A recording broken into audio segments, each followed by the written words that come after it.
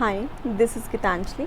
आज की इस वीडियो में स्टार्ट करेंगे लिमिटेड लाइबिलिटी पार्टनरशिप एक्ट की चैप्टर 6 को। इससे पहले वाली वीडियोस में हमने चैप्टर नंबर 5 तक क्लियर डिस्कस कर लिया है। आज इस वीडियो में हम स्टार्ट करेंगे चैप्टर नंबर 6 से। चैप्टर 6 डील करता है कॉन्ट्रीब्यूशन से। यहाँ चैप्टर 6 में सबसे फर्स्ट सेक्शन है सेक्शन नंबर 32।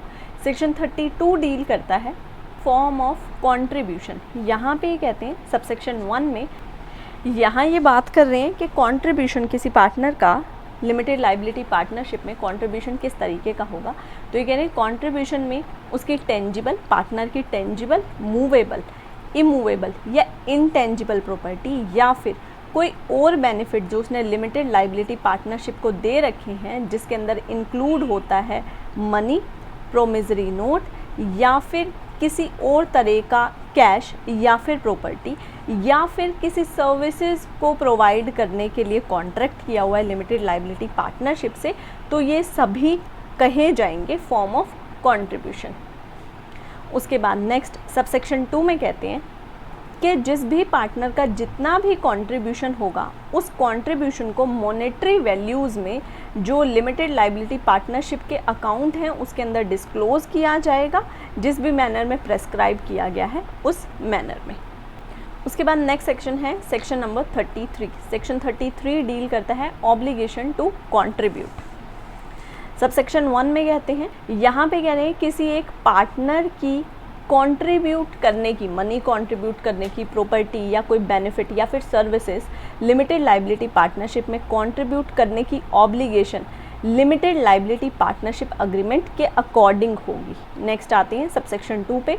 यहाँ पे कह रहे हैं कि इस लिमिटेड लाइबिलिटी पार्टनरशिप अग्रीमेंट में जिस पार्टनर की जो ऑब्लिगेशन दी गई थी, अगर उस ऑब्लिगेशन को देखकर किसी क्रेडिटर ने क्रेडिट दिया था लिमिटेड लाइबिलिटी पार्टनरशिप को और अब उसे नहीं पता है कि पार्टनर्स के बीच में कोई और कॉम्प्रोमाइज़ हो गया है, उसको इस बात की नॉलेज नहीं है, तो वो जो मेन अग्रीमेंट की ऑब्लिगेशंस हैं उसके अकॉर्डिंग एनफोर्स करेगा अपने क्रेडिट को। नेक्स्ट आते हैं चैप्टर 7 पे।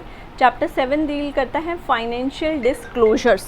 इस चैप्टर का फोर्थ सेक्शन है सेक्शन नंबर 34, जो कि डील करता है maintenance of books of account, other records and audit etcetera.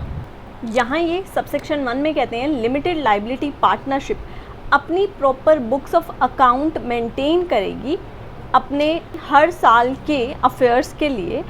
ये कैश बेसिस या फिर अक्रूवल बेसिस पे हो सकता है। अब ध्यान दें, यहाँ पे वर्ड यूज़ किया है कैश बेसिस और अक्रूवल बेसिस, तो किसी भी तरीके से हो सकता है। उसके बाद वर्ड यूज़ किया है एंड, और साथ ही जो double entry system of accounting है उसके अकॉर्डिंग ये लिमिटेड लाइबिलिटी पार्टनरशिप अपना हर साल का रजिस्टर मेंटेन करेंगे। और ये कहाँ पर मेंटेन किया जाएगा? ये किया जाएगा रजिस्टर्ड ऑफिस में। यहाँ पे सबसेक्शन 2 में क्या कहते हैं, सभी लिमिटेड लाइबिलिटी पार्टनरशिप जब फाइनेंशियल ईयर ख़त्म हो रहा है वहाँ से विदिन 6 मंथ्स में अपना स्टेटमेंट ऑफ अकाउंट प्रिपेयर करेंगे, और जब फाइनेंशियल ईयर ख़त्म हुआ वहाँ पर ये solvency of financial year prepare करेंगे, और ये जो स्टेटमेंट होगी ये साइन करेंगे डेजिग्नेटेड पार्टनर। उसके बाद नेक्स्ट सबसेक्शन है 3। सबसेक्शन 3 में कहते हैं लिमिटेड लाइबिलिटी पार्टनरशिप जिसने सबसेक्शन 2 के अकॉर्डिंग अपना स्टेटमेंट ऑफ अकाउंट प्रिपेयर किया है और सोल्वेंसी प्रिपेयर किया है, वो रजिस्ट्रार के पास हर साल रजिस्ट्रार के पास एक प्रेस्क्राइब्ड टाइम में एक प्रेस्क्राइब्ड फॉर्म और मैनर में इसे वहाँ पर सबमिट करेंगे। सबसेक्शन 4 में कहते हैं the account of limited liability partnership shall be audited in accordance with such rule as may be prescribe. उसके बाद ये इसमें प्रोवाइज़ो ऐड करते हैं। प्रोवाइज़ो में लिखते हैं मतलब ऑडिट फाइल करने के लिए सेंट्रल गवर्नमेंट चाहे तो बाय नोटिफिकेशन ये किसी भी class of limited liability partnership को एग्जेम्प्ट कर सकती है। सबसेक्शन 5 यहाँ पे कहते हैं कोई भी लिमिटेड लाइबिलिटी पार्टनरशिप जिसने सबसेक्शन 3 को कंप्लाई नहीं किया है, तो इस केस में जो डेजिग्नेटेड पार्टनर होंगे वो लायबल होंगे 100 रुपीज़ ईच डे के लिए, जब तक ये फेलियर कंटिन्यू रहता है, जो कि मैक्सिमम 1 लाख रुपए हो सकता है लिमिटेड लाइबिलिटी पार्टनरशिप के लिए और 50,000 हो सकता है डेजिग्नेटेड पार्टनर के लिए। और अगर आपको ध्यान हो तो सबसेक्शन 3 में था क्या कि रजिस्ट्रार के पास लिमिटेड लाइबिलिटी पार्टनरशिप को अपना स्टेटमेंट ऑफ अकाउंट और जो उन्होंने सॉल्वेंसी प्रिपेयर किया है वो रजिस्ट्रार के पास एक with in prescribe time file करना है। अगर वो नहीं करते हैं तो ये लाइबल होंगे 100 रुपीज़ ईच डे के लिए डेजिग्नेटेड पार्टनर, जो कि मैक्सिमम 50,000 हो सकता है, और लिमिटेड लाइबिलिटी पार्टनरशिप के लिए 1 लाख रुपए तक हो सकता है।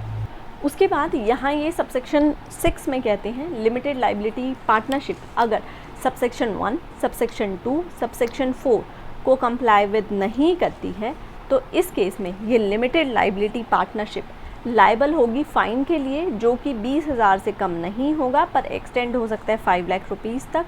और जितने भी डेजिग्नेटेड पार्टनर हैं, जो भी डेजिग्नेटेड पार्टनर हैं, वो लाइबल होंगे 10,000 तक के फ़ाइन के लिए, जो कि एक्सटेंड हो सकता है 1 लाख तक। आई होप ये क्लियर हो गया होगा। नेक्स्ट सेक्शन है हमारा 34A। 34A डील करता है अकाउंटिंग एंड ऑडिटिंग स्टैंडर्ड्स। यहाँ पे कहते हैं central government national financial reporting authority, जो कि कंपनीज एक्ट 2013 के सेक्शन 132 में कॉन्स्टिट्यूट हुई है, उनसे कंसल्ट करके प्रेस्क्राइब करेंगे, बताएंगे स्टैंडर्ड ऑफ अकाउंटिंग और साथ ही स्टैंडर्ड ऑफ ऑडिटिंग। और ये जो स्टैंडर्ड ऑफ अकाउंटिंग और स्टैंडर्ड ऑफ ऑडिटिंग होगा ये रिकमेंड किया गया होगा institute of chartered accountant of India से, जो कि कॉन्स्टिट्यूट हुई है under section 3 of the chartered accountant act 1949। किस class of limited liability partnership के लिए क्या स्टैंडर्ड होगा, ये central government national financial reporting authority से कंसल्ट करके बताएगी। नेक्स्ट सेक्शन है सेक्शन 35। सेक्शन 35 डील करता है एनुअल रिटर्न से। यहाँ सब सेक्शन 1 में कहते हैं every limited liability partnership shall file an annual return duly authenticated with the registrar within 60 days of closure of its financial year in such form and manner and accompanied by such fee as may be prescribed. यहाँ पे sub section 1 में कहते हैं सभी limited liability partnership अपनी annual return को file करेंगे registrar के सामने within 60 days of closure of its financial year. जहाँ से फाइनेंशियल ईयर क्लोज हुआ वहाँ से विद इन 60 days ये रजिस्ट्रार के पास अपनी एनुअल रिटर्न फाइल करेंगे, जो भी मैनर प्रोवाइड किया गया है उसमें। सबसेक्शन 2 में कहते हैं if any limited liability partnership fail to file its annual return under subsection 1 before the expiry of the period specified therein, such limited liability partnership and its designated partner shall be liable to a penalty of 100 rupees each day during which such failure continues, subject to the maximum of 1 lakh rupees for limited liability partnership and 50,000 for designated partner। यहाँ पे कहते हैं अगर subsection 1 में limited liability partnership ने अपनी annual return registrar के पास with in 60 days file नहीं करी है तो इस केस में लिमिटेड लाइबिलिटी पार्टनरशिप लाइबल होगी 100 रुपीज़ ईच डे की पेनल्टी के लिए, जो कि मैक्सिमम हो सकता है 1 लाख रुपीज़, और जो डेजिग्नेटेड पार्टनर हैं वो लाइबल होंगे 50,000 रुपीज़ की पेनल्टी के लिए। आई होप सेक्शन 35 क्लियर हो गया होगा। नेक्स्ट आते हैं सेक्शन नंबर 36 पे। सेक्शन 36 डील करता है inspection of documents kept bye registrar. यहाँ पे कह रहे हैं सेक्शन नंबर 36 में किसी भी लिमिटेड लाइबिलिटी पार्टनरशिप के इनकॉर्पोरेशन के डॉक्यूमेंट, पार्टनर्स के नाम जो भी चेंज हुए हैं, जो उनकी स्टेटमेंट अकाउंट है, सॉल्वेंसी है, एनुअल रिपोर्ट है लिमिटेड लाइबिलिटी पार्टनरशिप की, जो रजिस्ट्रार के पास फाइल की हुई है, वो इंस्पेक्शन के लिए किसी भी पर्सन को अवेलेबल हो जाएगी अगर एक पर्टिकुलर फ़ीस की पेमेंट की जाती है एक पर्टिकुलर मैनर में। नेक्स्ट आ जाते हैं सेक्शन नंबर 37 पे। 37 डील करता है पेनल्टी फॉर फॉल्स स्टेटमेंट। यहाँ पे कहते हैं सेक्शन 37 में कि जो भी रिटर्न स्टेटमेंट या जो डॉक्यूमेंट दिए इस एक्ट में एक लिमिटेड लाइबिलिटी पार्टनरशिप ने, और जिस पर्सन ने दिए उस पर्सन को पता है कि ये फॉल्स हैं जानते हुए, या फिर उसने उसके अंदर किसी फैक्ट को छुपा लिया है जो कि मटेरियल फैक्ट है, तो इस केस में ये जो पर्सन होगा ये लाइबल होगा पनिशमेंट के लिए, जिसकी इम्प्रिजमेंट है 2 years तक, ये लिखते हैं फॉर अ टर्म विच में एक्सटेंड टू 2 years। साथ में लाइबल होगा फ़ाइन के लिए जो कि 5 लाख तक हो सकता है, पर मिनिमम होगा 1 लाख रुपए, मतलब 1 लाख रुपए से कम नहीं होगा। आई होप सेक्शन 37 क्लियर हो गया होगा।